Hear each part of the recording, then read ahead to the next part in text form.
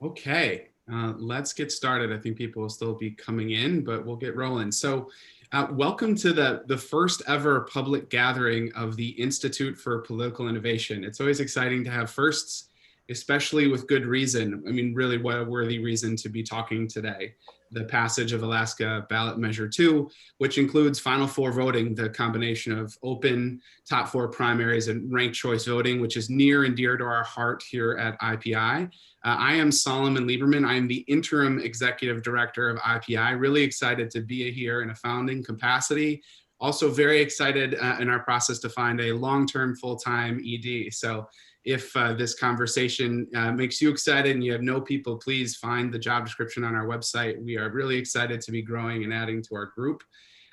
As many of you probably know on this call, IPI is a nonpartisan group founded this year to foster and further politics industry theory, which is the body of work that our founder, Catherine M. Gale, originated and continue to accelerate on a daily basis. So before we talk to the victors here from Alaska, let me pass it to Catherine to introduce and celebrate this team for this wonderful win. And then I'll be back to help guide today's discussion. Catherine? Hey, hi, everybody. Thank you, Saul. Thank you for being extraordinary interim director of our Institute for Political Innovation as we grow it. And thanks to everybody for joining.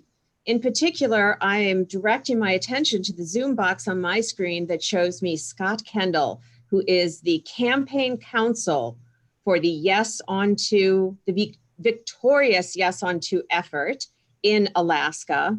And I am also directing my attention now to the Zoom square on my screen that shows me Shea, Siebert, who is the campaign manager of a victorious Yes on 2 referendum in Alaska. So a couple things. First of all, thank you as a citizen of this country for showing us the way from Alaska. I say to everybody here, I learned recently on a call with Scott and Shea that they call, the rest of us, so non-Alaskans, they call us the outside. Okay, so thank you guys for showing the outside how it's done. You have caused me to have to revise the TED Talk I'm writing because now I can't just talk about it as theory. I have to say, thanks to you, that there is proof that this is achievable. We can get there from here. And I will note for everybody, I would never take anything away from the importance of any particular election or certainly the election of November 3rd of 2020. But when most people would talk about that election as, the most important in our lifetimes, they were referring to the presidential. There was always a voice in my head when I heard those words that was thinking about ballot measure number 2 in Alaska, because I believe, as do I think many people who have joined for this call might believe, that changing how we vote to get healthier competition is a gating factor between us and results for this country coming out of Washington, D.C. So to see it moving forward in this way in Alaska seemed to me like one of the most important things going on. For that reason, we were calling at the Institute for Political Innovation, we were calling Alaska the other swing state, as in where you guys swing, there goes democracy, and you swung to a win. It was the most exciting text that I got every night for a week as you were as the vote totals were changing until you were able to declare the win. So congratulations to you guys. It was incredible. And I'm so pleased that you're able to be with us today. It was fun to work with you on the ballot initiative. Kudos. Thank you. Thank you so much for having us. Yeah, and great. Back to Saul, who's going to facilitate. All right, so this is our first swing at the special Zoom webinar format. So I think some folks will notice on the bottom bar where you see the participants chat, share screen logos, there's another one that says Q&A. So if you click that, you'll have the opportunity to plug in, like you would with chat, a question and then interact with it by voting it up. some of them, along with my colleague Starlin Matheny, who is our director of marketing communications here at IPI, she'll try to tackle if she thinks she can answer it by throwing in a link or an easy answer. But that'll really help us, push this discussion. So as I'm sure you've all been hearing for months now, use the chat, use the Q&A. It'll help us make sure it's interactive. And then I'll just kind of get started. I have a couple questions, but I would love to, again, make it less me and more all of you. I see some more participants are coming in still, which is great. So let me just start here. Scott and Shea, for either of you, what was the key to your success across party lines? I think for us as IPI and many in this community, it's really about how do we do this in a cross-partisan, bipartisan, nonpartisan way? Like, now that you've reflected, what do you think the key was there? Yeah, I think it was a couple of things, but one thing that we were sort of uniquely positioned to observe because of the way the vote broke down was that we overperformed Biden with conservatives and we overperformed Trump with a more progressive audience, because we had, like everyone did around the country, we had a by-mail electorate that was completely different than our election day electorate. And as we watched the numbers come in, of course, we were down, I can't remember if it's 12 or 14% on election night, but we were down, what you'd more or less typically just say, well, that's, write the epitaph, it's over. But when we looked, we're down 12, but Biden is down 30. And so we could see the, kind of the proof positive that we had carved off a third or more of Republicans. And then likewise, when the kind of the progressive wave came back, they were coming back at 75%. We still came back at like 65%. So we sort of had the evidence that we had pulled a good chunk of progressives. We pulled a good chunk of Republicans. Ultimately we won by 3,800 votes. So we needed every vote. And then of course in Alaska, we have that unique electorate that 62% of Alaskans don't affiliate with either party. And so we had to convince a majority of them and then get a good chunk of both sides. And we did that, in spite of the fact that we had essentially the crown prince of either party, former Senator Mark Begich on the Democratic side, former governor and current governor on the Republican side, all saying vote no. We had Right to Life saying vote no. We had Planned Parenthood saying vote no. So we had this chorus from the left and the right just saying vote no, and we really had to kind of carve our way through. But what we saw was, because we kept to a nonpartisan message, we kept very disciplined, we were able to just shave off those pieces of both the party faithful who were nonetheless not happy with how things were going. I don't know, Shea, if you had more on that.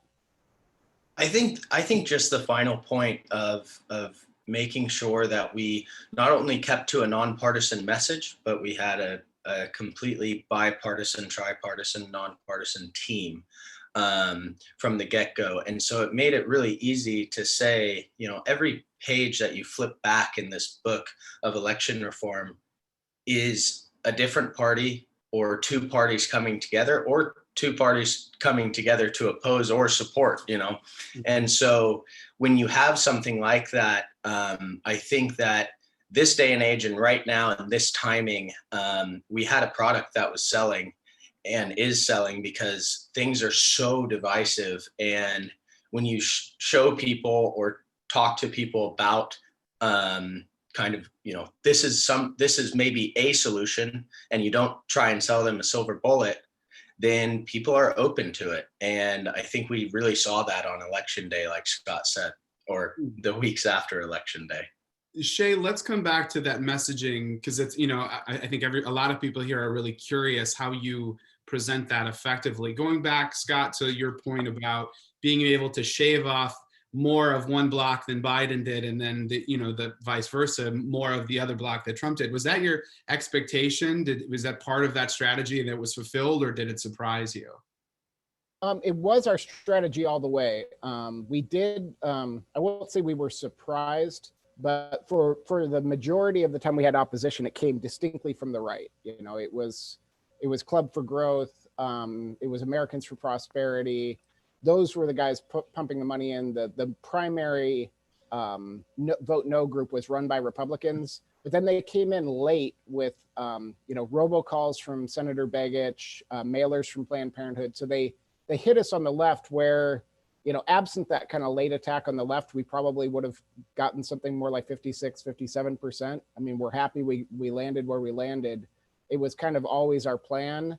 What happened was we had people who purport to speak for the party kind of going over the top. So you had, the last statewide elected Democrat, Mark Begich, coming out and saying, vote no, vote no, vote no, publishing op-eds.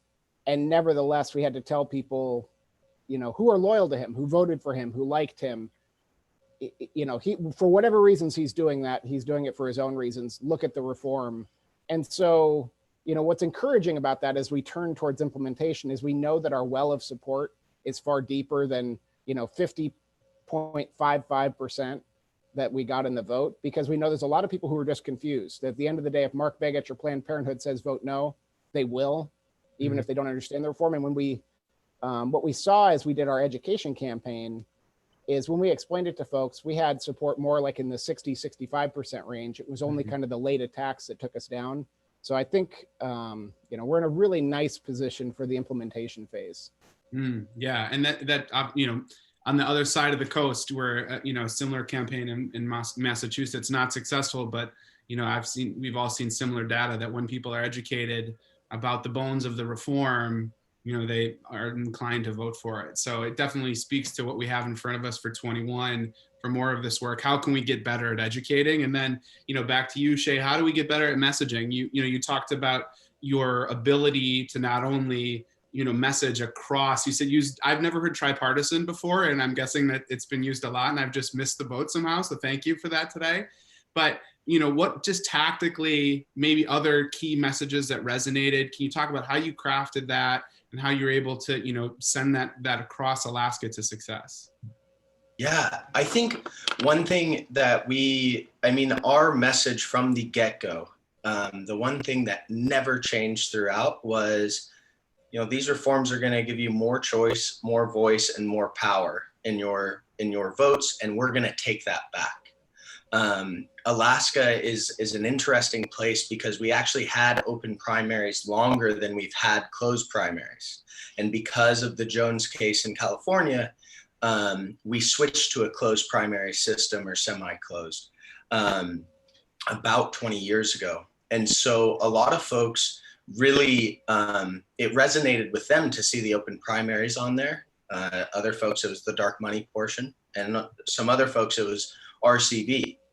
But we can't really go into a community and say, okay, why are you voting for this? And okay, let's talk about the other things. So we had to come up with this overarching message that would help across partisan lines. Everyone wants more power, more choice, and more voice in their votes. Everyone wants to see an election system that holds the integrity of the voting system. And also, one thing that I actually heard Catherine say one time was, this is a free market system of elections. And once I heard that, I remember texting Scott and being like, well, this is a great message. We're going to have to ask Catherine if we can say this a few more times, because it's a perfect way to talk about it. It's more competition. It's more free market elections. And, quite honestly, in Alaska, that works with both sides. That really works with both sides. They want to see more competition because they know that more competition leads to better results. And so we spent a lot of time on the radio doing radio shows throughout the state, because coronavirus hit. We couldn't have the conversations that we wanted to in person. So we put an insane amount of time towards getting to be part of events and radio shows and outreach that was already happening. And having that hour, we called into a rural radio station in Chivak, Alaska. My understanding was that it was going to be kind of like this, question, answer, question, answer.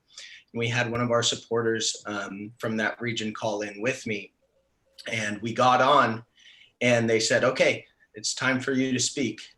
And we had 30 minutes, no structure. And we just got to speak with each other, a supporter that I had brought on, and for 30 minutes, open-ended about the ballot measure. Those sorts of things are the most important part of this campaign. Those for people to go in and tune into their local radio station and hear about, potentially a brighter future for their electoral system, that is something that really led us to victory and led us to winning all rural parts of the state. Yeah, local radio. I mean, at IPI here, we know Catherine does, I don't know how many local radio hits a week where, anytime she can get in those discussions, because they're full bodied and, you have a very specific type of listener. So just that's a great tactic for the comms people on the call. The more you can dial into local radio. And, obviously we appreciate your point about free market politics, but more importantly, something I want to pick out there, and then there's some questions coming in here I want to field while they're fresh, is, it's easy for all of us to get stuck, and this is a reform for reform's sake discussion or argument. And then we can battle voter exhaustion and confusion. We can battle all sorts of, you can get really deep into that debate, but making the point that this is reform for results sake is something else entirely. So that you guys have really found success with that, and using that free market politics way in is great to hear. So, inspiring for 2021. So I'm seeing Jean Massey's name here come up. Just a question, I think, Scott, maybe a good one for you. What was behind Planned Parenthood's opposition? She's noting that this is new, something she hasn't heard before. Yeah, that's something that, without getting into names, it seems to have been driven by individuals. So National Planned Parenthood contacts of mine said, we support this. We don't know, especially in a state like Alaska, where polling shows 65 to 70% of Alaskans identify as pro-choice. Mm-hmm. They vote Republican because they vote their wallet. They vote oil and gas jobs. And why you wouldn't want an open primary, for example, in such a state where Republicans tend to win more often, but not always. Why you wouldn't want a path for those moderate Republicans who are with you on that issue. Senator Murkowski's a good example. There's many more. I don't know. It's very counterintuitive to, it was news to my wife who, as a family, we've been longtime donors to Planned Parenthood, but it seems like it was actually driven by local staff who had connections to some of the Democrats in opposition, and basically just kind of cooked the endorsement against us, didn't tell National, and just kind of rolled it out. And there was some other fairly disappointing tactics. For example, they posted candidates that they were endorsing and said, we support this person because they're voting no on too. That person would call us and say, not only am I not, make me an official endorsement for a yes. Go put my photo up on the website now.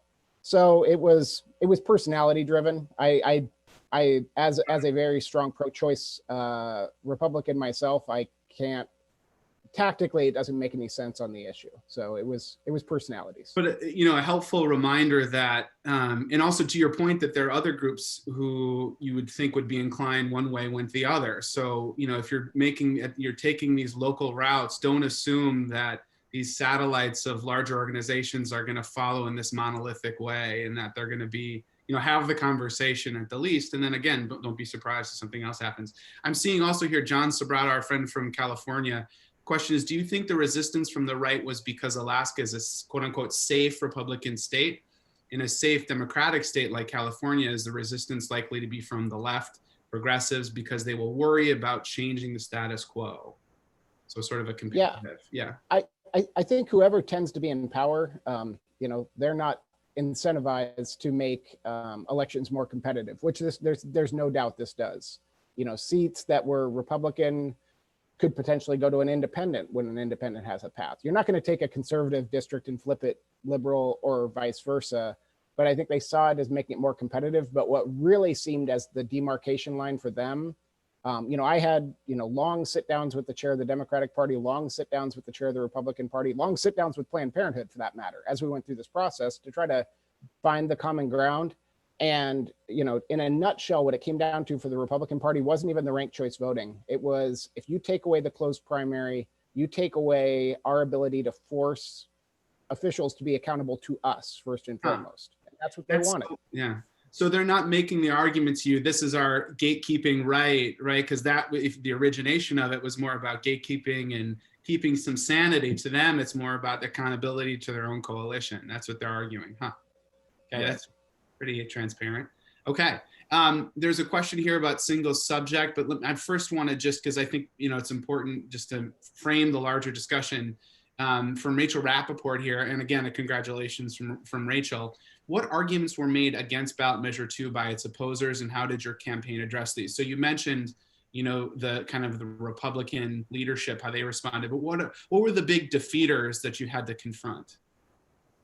Really, initially, they kind of tried to have a fair argument with us. I'll give them credit. For the first 2 weeks they rolled it out of the box. They said, well, free speech. We should stand up.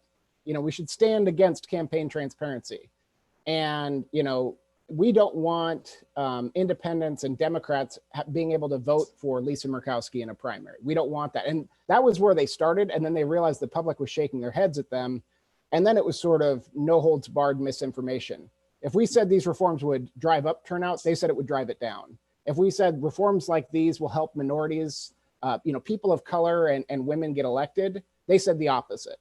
So they sort of, their allegiance to the truth went away. And then by the last 3 weeks, it was just, they're stealing your vote. They're going to take away your right to vote. You're not going to be able to vote. It was kind of 3 weeks of that. So wow. It wasn't extremely high-minded. And then it was the third rail of Alaska politics, which is your support comes from capital O outside. Oh, yeah. Which we said, look, we're going to be transparent and we're going to put on our website our campaign reports. And our response to that was, we're like venture capitalists. You don't expect oil and gas production on the North Slope of Alaska to be paid for by Alaskans' money. You bring investors in, and that's what we did. We built an idea with an Alaskan team, and then we shopped it around. It was partially inspired by some of what Catherine wrote. But then we went to Catherine with what we had, and we went to others and we said, we think we got a good idea. And the initial polling and numbers look like this is actually possible. Will you support it? And so we didn't hide from that, but that was a big attack on their part, was outsiders are buying your election. Can we just stay on that for a second, and then let me go to some more questions here? Because there is always this concern. You mentioned it's a third rail in Alaska is the big O outside money. It's a third rail in lots of states, many of which fell off the ticket in the summer, or others we hope to find ourselves involved with. Did you find beyond the quote unquote capital O opposition, just regular folks you were talking to were bothered by the fact that there was money coming in, or did it have a non-zero impact? Like, how would you describe it? Yeah, I think it had a small impact, and the reason why it had such a small impact was most likely due to the fact that every time we got someone saying that towards us, we said, go look at our website. We're over disclosing. We're saying exactly who these folks are. And we're telling you, exactly where the money's coming from. Then go look at the other side. Where is their money coming from? And our response was not necessarily reactionary in any way, shape, or form, because we started doing that from the get-go. We did it the entire year before we even started hearing about dark money or money from the outside. And they tried to purport, the opposition tried to purport that this was dark money. And we then got an opportunity to explain what dark money was and what light money was, using them as the example for dark money and using us as the example for light money. And that seemed to really resonate with folks, because when it was a tangible thing that we could prove our opponents were not using credible information on, with a lot of folks, that took away all credibility from our opposition. And we then were the people who were the truth sayers. And it went in line with everything we did, because the one thing that we wanted to make sure of was that we weren't overselling, and we were also always honest and positive about our communications. And I think that really resonated with a lot of folks. Scott, do you have more to add to that? No, I think that's about right. So don't oversell, be, over transparent from the get-go, and be honest and calm throughout. So it sounds like some good rules for all of us to follow as we hit the ground running in 21. And we got a bit of a gift too by the other side. Is early in their campaign, when they'd only raised about $1,500, they went out and they booked their entire media campaign to the tune of $250,000. And then fixed their financial disclosures with their first 3 donors, because you have to give your top 3 donors, and then didn't disclose all the mega bucks that came in literally the day after they booked all their radio. Their argument being, when we bought this radio and cut our ads, these were our top 3 donors. These 3 people who gave $500 a piece. We filed a complaint. There was an injunction issued, and they just got called dirty scoundrels. So they really, we over disclosed. They played games with disclosure requirements. And I think that was a major, maybe a decisive error on their part, because the one big headline they made 3 weeks out from Election Day was they were lying in their ads. Got it. Okay. Let me just ask quickly and then shift to some more questions here. If you, and I don't know if it's a fair, cage match here in terms of messaging, but if you had on one side confounding the opposition and beating back the defeaters, and on the other, just education, which is more powerful toward the results you're getting to? I would actually take a third option. I think there's something we did that no one else did, and that was to have validators. We went and we not only had, political figures endorsing, we were throwing out, hey, here's the guy who owns the grocery store in your local town. He's voting yes. Here he is holding a sign. And we literally, at one point, were burying them under 4, 5, 6, 7 endorsements a week. But one thing that was really decisive, and I think, hindsight being 2020, we put a huge emphasis, I would have put even more on it, was, there was a big turning point in our campaign. We got the independent Speaker of the House, the first Alaska Native Speaker of the House, Bryce Edgmond, to endorse. And that was all of a sudden this point where everyone took us seriously. And then we went and we got the downtown Anchorage State Senator, Tom Begich, who happens to be Mark Begich's brother, and he endorsed. And then, amusingly, without us asking, Mark Begich's son endorsed. But we went around the state just picking off public officials, and you showed it. It showed in the results. So, for example, Kodiak is a very Republican district. It's all fishermen. It's coastal, very, kind of crusty, salt of the earth people. And we got Louise Stutz, a moderate Republican, their representative, to endorse us. We got 75% out of that district. And so you can't sort of underestimate the fact that, like, okay, they say this, they say that, but Louise is with it. That's good. It's good enough for me. And I think we did a lot of that, especially in a state of 750,000 people where people really know their public officials personally. I would say that was another decisive factor, was just picking off, because we had endorsements from essentially all of coastal Alaska, and we were getting margins of 65 and 75%, 80% in Juneau. And that's what offset other, maybe more entrenched parts of the state. Interesting. I like the third way. I like it. Okay. Let's just do a couple more here. And then people are trying to, I think naturally broaden this discussion into the implications around the country. And one here, just getting in some of the weeds on data. If you have it handy, great. If not, maybe it's a good opportunity for some follow-up here. But Ben S. asks, do you have any data yet on breakdowns of how people voted? For example, what percentage of Dems versus Republicans voted for this? What percentage of college educated versus not, et cetera? I know you shared some data already, but he said he'd be curious to see how that compares to question 2 in Massachusetts, and see why messaging that worked in Alaska didn't work in Massachusetts. So I don't know, some of this you've shared, anecdotally, but maybe if you have some others to share. Yeah, and we don't have post-election data yet, but we have, I will say, based on our data that was from polling about 2-3 weeks out from Election Day, we kind of landed within about 1,500 votes of where we thought, based on the fact that we were polling, something like 35 to 40% of Republicans, depends on the kind of Republican, of course. I will say your Election Day Republican, we didn't do as well as with your absentee voting by mail Republican, whether that's COVID or whatever that is. But we had to take a good plurality of Republicans. We took, maybe something like 60% of Democrats. And then we had to go to the independents in the middle, and we had to, just by sheer numbers, we had to take close to 70% of them to pull it off. And really, that was our base of support. And you're never, unfortunately, with ballot measures, about 1/3 of the electorate starts at no every time. It's a ballot measure, we vote no. I mean, that's Alaska. I don't know how that translates in other states. So we knew even with those independents and nonpartisans, we couldn't take them all. So we had to make those inroads to the margins, which we did. But that's probably the rough math. And I think when we do our post-election data, it's probably going to be reflected. Got it. Well, we'll look forward to that. One more just question that I like to ask, and then let's shift to some more of these. Was there an assumption, or were there assumptions you had at ground when you just started about how this will go, which you absolutely needed to do, that were proved wrong, and at any stage that would surprise you? I mean, really, just as you reflect on what you thought this was going to be, and then what it became, what were their surprises? Where were their surprises? I mean, the real surprises for me arose out of COVID.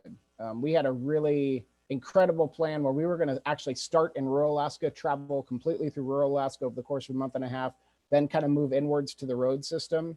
And then likewise, we had put some potential sources of significant local financial support through Alaska Native corporations, some other organizations who were supportive of us, but ultimately got hit so hard by COVID that, our in-state fundraising ended up being not even 10% of what we expected because of COVID. Everyone got hit here so hard. So if we hadn't had, folks, national advocates like Catherine and others, we just wouldn't have had a campaign. So that's what I think surprised us. I'm not sure how we would have prepared for it.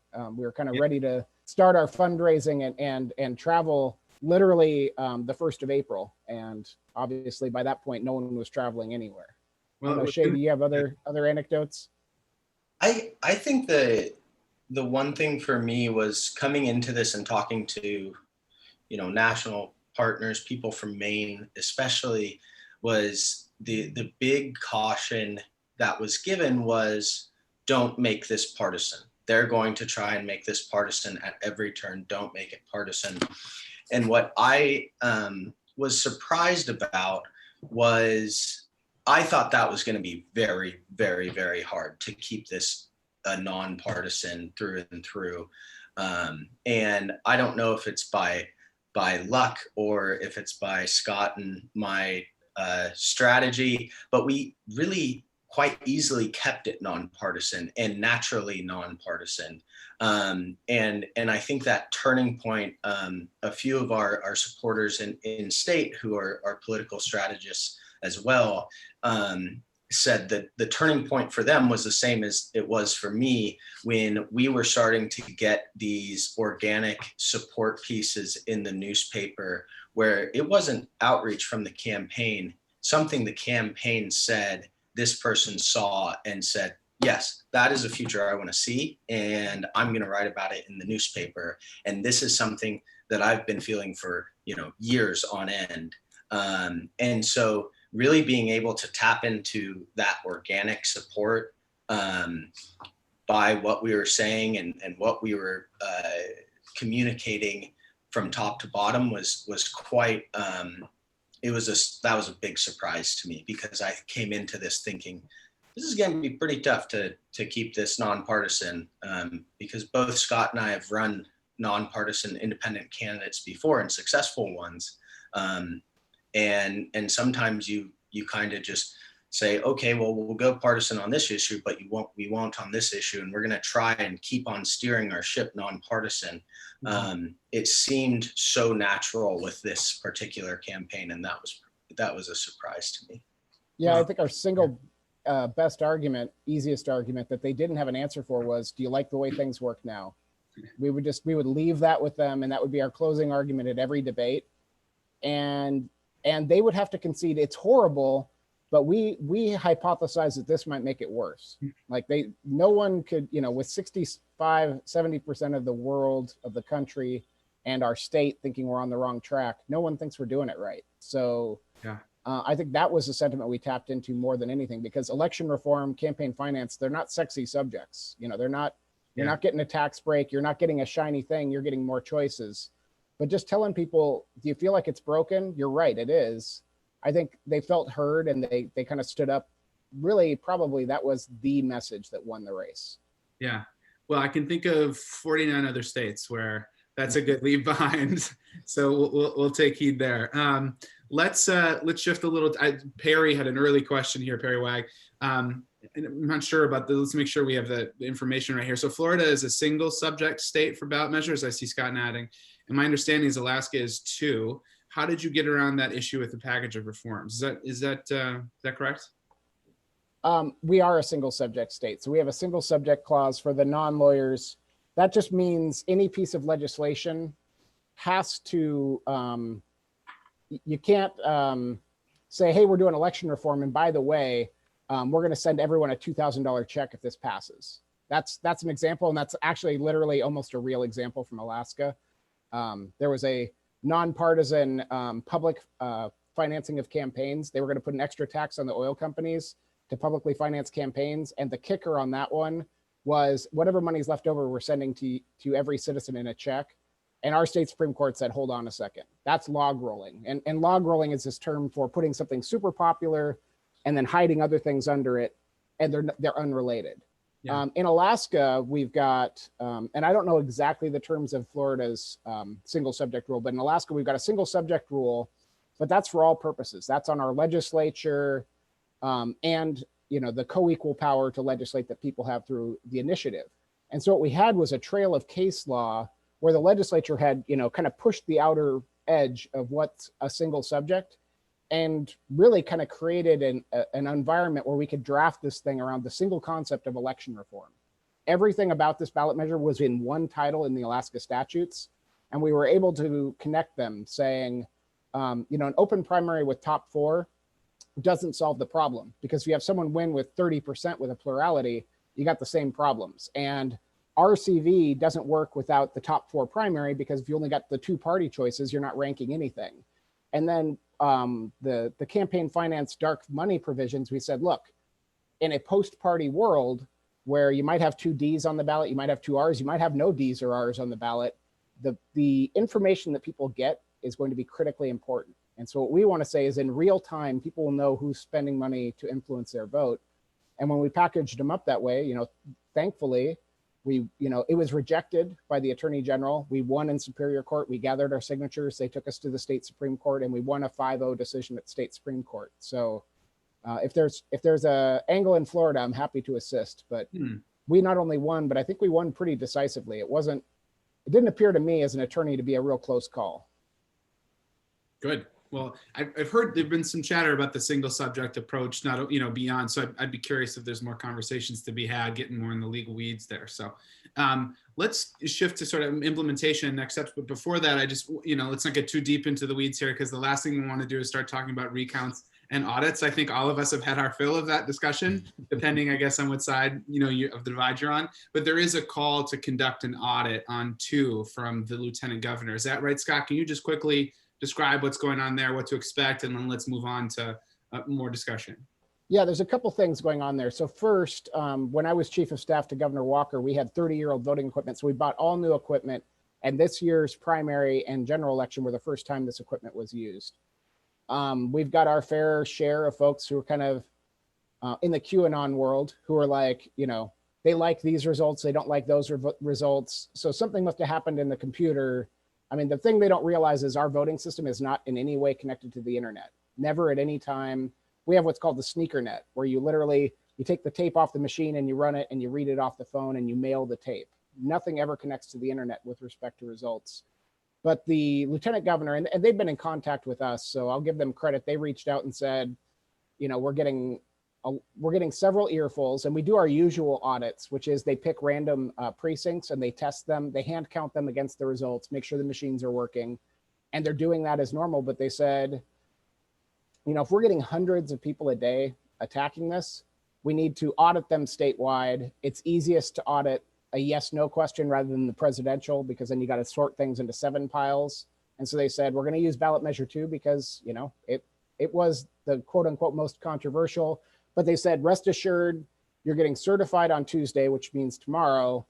This is post certification, post any request for recount. We're just going to use it as an example of how good our machines work. And I've seen statewide recounts, and I would be surprised if the results move more than 1 or 2 dozen votes.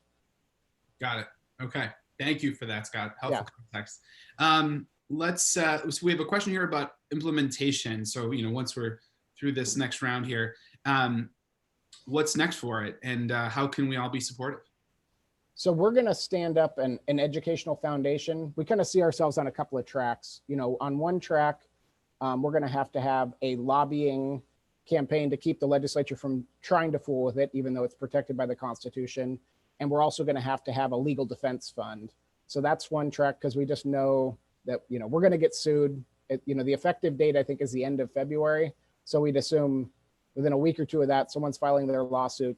But then on the other side, we're going to form a foundation that's purely educational. The Division of Elections has said, they've got to write their regulations to implement this. It's probably going to take about a 6 to 9 month process. We want to be there to interface with that process and contemporaneously just be educating Alaskans. This is the choice you made. Here's how great it is. So we can take that, 50.55% election night support and really build it out to the more true level of 65 or 70%. And, the means and methods we do, will depend on the amount of financial support we get, but we're fully, I just spent 2 years of my life on this. Shea just spent a year of his life on this. We're ready to buckle up for the next 2 years to make sure that the 2022 election is just a world-class experience for people. Well, that's great, because it doesn't always happen that way. Sometimes getting the win is where it ends for a lot of folks involved. So it's so great to hear that this is chapter 1, but chapter 2 comes. Yeah. Looking even further out here, a question from Brian Winters: what do you think is the most likely outcome from this success? Incumbents will become more vulnerable because of increased competition. Incumbents will become more entrenched though their name recognition and fundraising advantages in a crowded field, or that incumbents will break with their leadership more often, knowing they can't be effectively primaried. I think option 3 is the most likely, and I've had enough personal conversations with folks I won't name, but they have said to me, thank goodness, now I don't have to do one for my district, one for the party. Now I just, I take the blinders off and I do the right thing. And those people who heed that call, I think are gonna, in Alaska, they're gonna get reelected again and again and again. And we've had recently, between 5 and 6, depending on how you count them, moderate Republicans who got primaried and taken out and replaced because they were Republican districts by more party line Republicans. I think they're going to be very vulnerable. I think there's going to be a path for independents and a path for moderate Republicans that there's never been before. And so we're going to see continued coalition governments in our House and hopefully in our state Senate, as we've seen in the past. We've had a cycle in Alaska. We'll have a coalition government because we are very independent. And then 2 or 3 cycles, the party will come in and just take those people out. And then you'll go back to everyone in their corners. And we're right now, we just came off of 6 years of coalition government. They took out several moderate Republicans. But from what I'm hearing, despite those people being taken out, the mere existence of ballot measure 2 has opened the minds of a lot of folks about forming a grand coalition again. And hopefully there's good news to report on that front in the coming weeks. Good. I see Catherine chiming in here. I really am on the background because obviously the spotlight is on Alaska, but I can't resist to note to the large number of participants we have here something you just said, Scott, which is what's most likely is that getting rid of that eye of the needle that is the party primary gives our legislators the freedom in this land of the free to do what needs doing, the freedom to have one boss be the public interest instead of, navigating a difficult challenge with their leadership and their party. And the reason I bring that up to everybody on the call is because even within the reform, or as I think of it, the political innovation community, there still tends to be this sort of RCV is the most important thing. And I'm telling you, if I could only have one, I get rid of primaries, because primaries are the main problem with results. That's why we don't get results, because people can't win again. So if you do RCV alone, first of all, you have the problem Scott said, which is in the existing system, who are you ranking if you have one Democrat, one Republican, and still, 2 independents nobody's ever heard of when they go to the ballot? Okay, so you'd have that problem. But also what you have is, if you do have rankings that make people feel good, they feel more represented, and it would feel more fair. But if the people that got elected still have to make it back through a party primary, they still can't do different things. I think that feeling better represented is the booby prize of political reform. Political innovation has you feel well represented, but mostly feel good about the results that, you know, your legislature, and in our case, our focus on Congress, delivers. So my message to everybody listening is, I and the Institute for Political Innovation, we're going forward on final 5 voting. We love final 4 too, though, but final 5 voting, which is the top 5 primary plus ranked choice voting in the general election, because that combination is the incentive structure.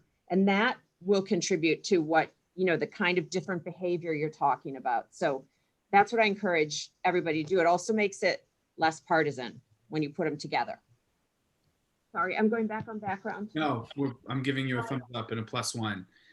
You know, there's a question here from Stephen that, you know, you mentioned your sort of 2 parallel paths, Scott, that you're taking from here. It's, can we do an analysis of what were the key factors and strategies that led to success? You know, some of this has already come out, you know, in this discussion, but are you guys, what is your approach to sort of a formal postmortem? And, you know, do you have plans to gather it up in a document? If not, you know, we should have another conversation, but just curious what you guys have in the works. I mean, implementation is plenty, so.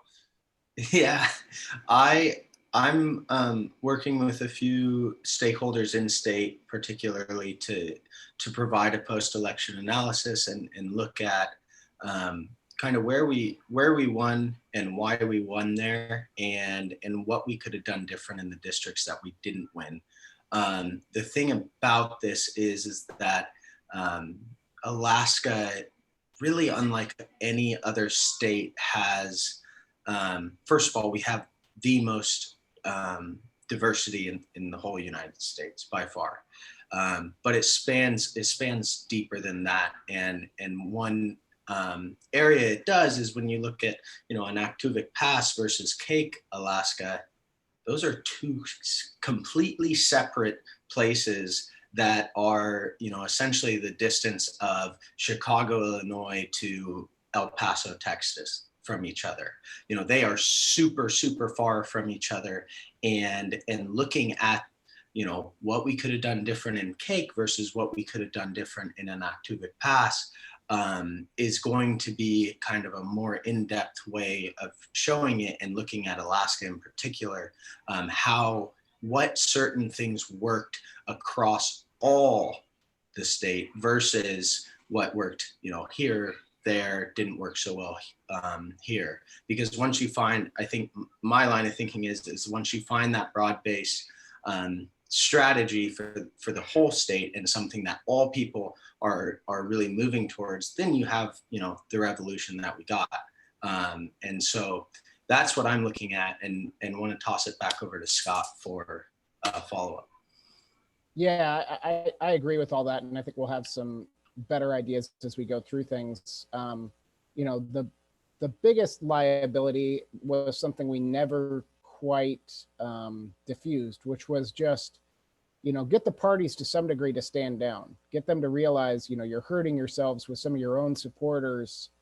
And, you know, we failed outright on the Republican side, and we kind of got half a loaf on the Democratic side because the party itself never took a position, but the former chair did, Mark Begich did, several high ups did. And I think that's really the biggest takeaway is don't let them make it partisan. They only succeeded at making the race partisan at the very end, which is why, you know, thank goodness for all those early votes that came in a month before Election Day, because we ran up the score in those.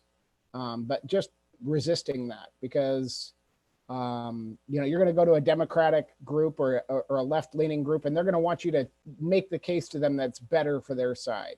And you're going to hear the same thing from the right. And you just got to resist that urge of kind of trying to create a fact scenario that favors them. You just got to say favors voters. And if your party or your group can go out and build a big tent, you're going to win.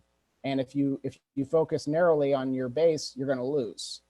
And trying to keep that as your true north the whole way through, because partisanship will unfortunately make everyone hate it at some point. I mean, we were just very fortunate. We're blessed in Alaska, as much as we're thought of as a red state, 23% Republican, 13% Democrat. They really are the minorities at the end of the day. That being said, they've got sway beyond their membership. So you've got to just do your best to neutralize them, maybe get them in support, And we built our co-chairs from the start was an independent, a prominent Democrat, a prominent Republican, and we kind of, even as we rolled out endorsements, tried to keep that balance at every stage.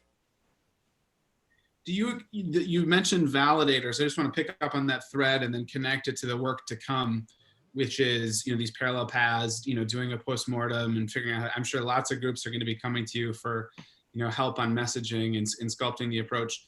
Is your expectation that these validators that were essential, from the local grocer to, Mark Beggage's brother, that you're going to need to keep using them in these next stages in order to help push adoption, education, increase buy-in down the road?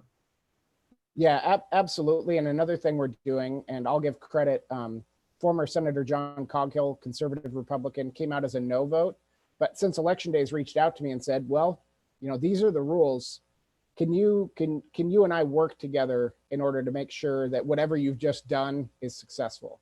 And so reaching out to sort of the fallen enemy and trying to bring as many of them on board, like, this is how the election's happening in 22. Don't you want to understand it better? You had your fingers in your ears before, but what can we do to bring you over to at least a level of understanding? I think that's going to be a lot of our focus.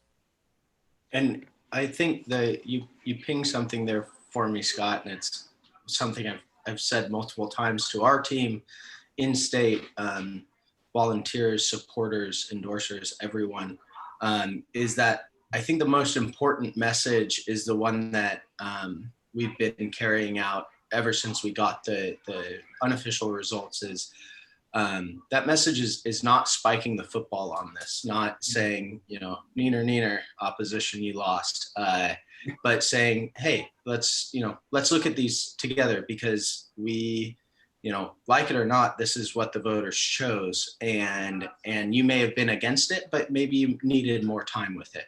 And so really focusing on those conversations and that coalition building is going to be the hardest thing, as well as the best thing for long-term success in these reforms. On the flip side, I'm just curious, because you guys have had lots of conversations with the quote unquote opposition. Obviously Alaska is a unique state, and how people have their party ID is really there's a plurality there. Do you expect that many of those R's and D's, let's say, now that this has passed, that they're going to harden and align themselves in opposition more, or will they start to peel off more? Will you start to find more of a unity for this and support of it across all the political parties in the state? Yeah, I think some of the initial results are that there's going to be a softening. Everyone picked a side, but now this is what's happening. We're certainly, we're going to face the legal challenge, and we're going to have those people who are kind of hardened and in their corners. But again, when we did our polling early on, and we, kind of gave a light education and would you support this? The support for what this is really in the mid to high 60s. It really is. And framing it, not overselling it, not saying we're here to save democracy, not saying this will solve the state budget, but putting it in terms of what Alaskans have a right to was a very successful strategy. Alaskans have a right to more choices. Alaskans have a fundamental right to know who is spending money in their elections. And when you put it that way, it was almost impossible to combat. They could talk about the computer algorithm that was going to steal your vote and all that, but when you captured the voters' imagination that you can vote for anyone you want at any time you want, and you don't have to, you don't have to vote strategically, vote with your heart, and then vote again. It was very attractive, but it was more keeping it voter centric. Not that you're going to solve the problems, but here, to the voters, you're saying, here's a toolbox, go solve our problems. You know what the answers are, we all do, but we're not getting it done because we've got a system that actually punishes the behavior we want. We're punishing bipartisanship, but if you test bipartisanship, most people across the political spectrum want their representatives to be bipartisan. And so why do we set up a system that's built to punish that and discourage that rather than encourage it? Mm-hmm. Let's end here, and it connects to some of what you were saying, and also just the understanding that any state campaign needs to be authentic to that state, right? You have to start from a place of Alaska and Alaskans, or Alabama and Alabamans, right? That's how you get these things to a stage like this. But more broadly, as Stephen here is asking, great way to combat information is to flood the landscape with stuff that's really easy to understand. We're trying to do a lot of that. Other orgs and some of our partners, Unite America and others are doing a great job really trying to do some more research and get some more stuff to work with. And a nice note here also from that we're, Catherine's TEDx is coming soon. But, let's say you were starting this campaign now, building toward 22. What sort of assets, if they existed, would you think, God, that's great. That's so high leverage. Like, what can we build to support, the Scotts and Sheas and other states that are coming down the pike? One thing from the get-go, and I know that our friends over at Fair Vote actually made this, have put in the structure for this and are actively compiling it. But one thing that we looked to Maine a lot for was their in-state stakeholders that have chapters in Alaska. Having the list of folks, of groups, of people, everything that have endorsed these issues is extremely important. You look at, I spent quite a bit of time trying to secure the AARP endorsement, and had 2 or 3 conversations with the in-state folks, and then come to find out, I read their national platform, and their national platform expressly endorses all 3 of these issues individually. And unfortunately, I found that too late for us to secure that endorsement, which I think would have been helpful. And so looking at these groups that have their national platforms, and simply having someone who has a lot of energy read through the platforms and find these issues, that's a really easy and good way to provide a tangible resource to folks, saying, okay, here is a group, here is their platform, now go close the deal. It's pretty amazing to see those things. The other thing that I would have started from the get-go was with these white papers that we compiled. Scott and I and others compiled white papers explaining the data and science behind these, because walking in with a white paper to a stakeholder meeting just really validates you as a group that's kind of providing this kind of wonky electoral reform, how they view it, using their words, and that just helps validate. And so more resources like that would be extremely helpful. Although, both, I have to say, our national stakeholders were at the ready. Catherine, Sarah, and Fair Vote and Unite America and Rep Us, they were at the ready to do things. And that just proved to be an amazing asset, all of them. That's great. Scott, anything you want to add there? No, I think it's, don't take for granted that you won't have the infrastructure. We came into it and there was no data machine for us. We had to kind of build our own data. We had to model out what our voter was. I'm still not sure I know, what exactly our precise Model Yes voter was, except there's probably like a good dozen versions of that person. But we had to basically build that infrastructure. It wasn't like a Democratic campaign where you could go activate dozens of workers. Having to build that from the ground up, I think Shea's just right, that to the extent some of these groups exist in states, activating them and getting them with the program. We actually were in the position where, even though the national organizations were very supportive of us, where we had to kind of win over some of the local chapters to keep them from saying, frankly, what we were doing wasn't enough and it needed to be different X, Y, and Z way, like just kind of, which isn't to say like, let's eliminate free thought, but at some point you got to circle the wagons and go. And we got there, but it was harder than you'd think. Yeah. That's something we think about a lot, is like, how can we help, but when do we need to get out of the way? And having that discipline to do it. We're a minute over, and I think our people have been hanging on, which is usually a good sign. I just want to say one last thing, and maybe just as a human being here at the end of 2020, hearing you guys say that you were able to lead this campaign with sort of core principles of honesty, transparency, and cross, bi, non, and tripartisanship is such a welcome thing to hear in 2020. So may you guys just, we build on like the shoulders of you guys and have all these wins from here with those as our principles. I think we know we'll have done right by our democracy if we can do that. So cheers again to you guys, and thanks for making the time. Catherine, do you want to take us out? Just congratulations. Once again, this is huge. And I think that people who have listened to you can't do anything but go away and be impressed with the bases that you covered and the effort that you made and the coalition you built. And I'm going to go ahead and just speak for at least, I'm sure, a true majority of the attendees on this call to say that we appreciate it. Thank you. Thanks, guys. We appreciate you all. Thank you so much. Everybody. I'm coming to Alaska. I'm coming. Yeah. All I right. had to cancel We're my waiting. trip there when COVID happened. I was going to get to fly around and go to lots of meetings and didn't get to do it. So we'll have a victory party.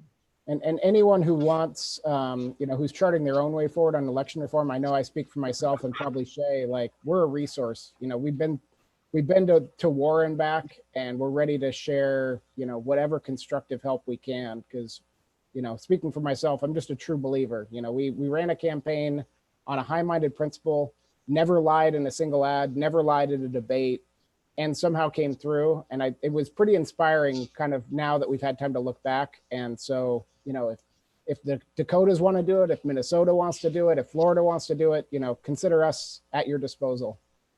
I like the Love sound it. of that. Thanks, everybody. Have a great holiday week, and hopefully more conversation soon. Thanks a lot. Take Thank care. you.